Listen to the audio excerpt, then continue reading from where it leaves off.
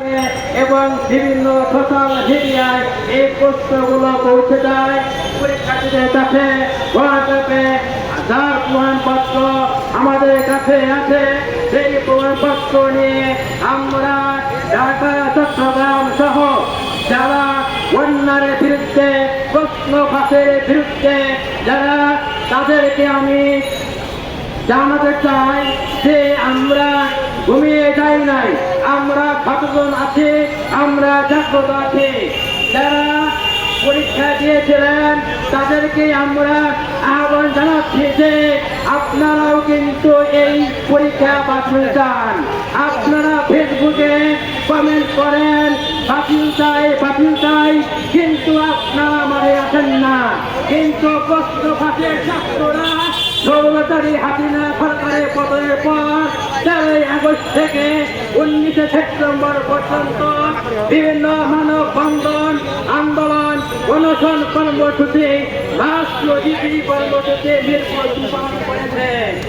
আমি সংক্ষেপে বলতে চাই, বৈষম্য বিরোধী ছাত্র আন্দোলনের সমন্বয়ক বৃন্দ তারা পরিকল্পনা করেছিল আমরা 6ই আগস্ট রাষ্ট্র গণভবন পালন করব, কিন্তু তারা 4ই আগস্ট বিকালে ঘোষণা করে যে আমরা 6ই আগস্ট নয় 5ই আগস্ট রাষ্ট্র গণভবন কর্মসূচি পালন করব এবং স্বৈরাচারী হাসিনাকে পতন ঘটাবো।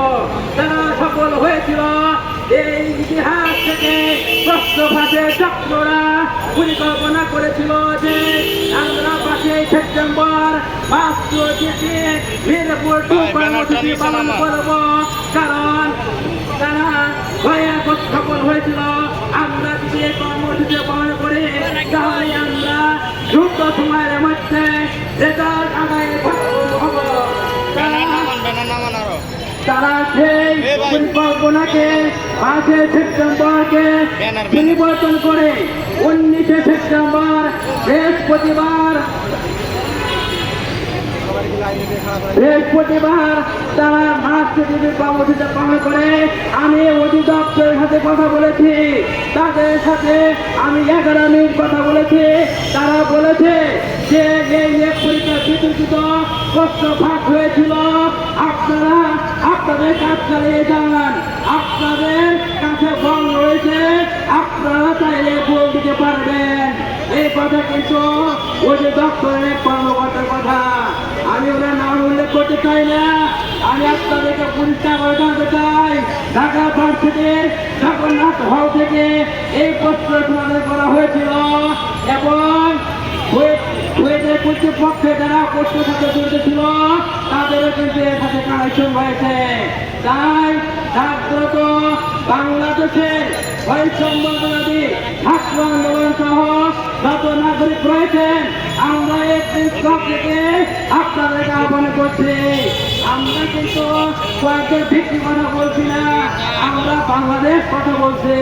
কারণ আমরা প্রশ্ন ফাঁসের বিরুদ্ধে আওয়াজ তুলেছি।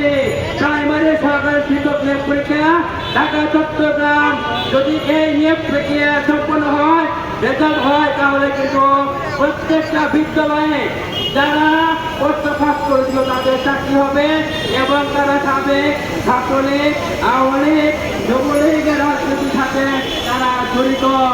অতএব আমরা আপনাদেরকে জানাতে চাই, এখনো ঢাকা, চট্টগ্রামের পরীক্ষার্থীরা আপনারা সচেতন হন, জাগ্রত হন এবং এগিয়ে আসুন, আমাদের সহযোগিতা করেন, তার অবশ্যই আমরা সফলতা হব।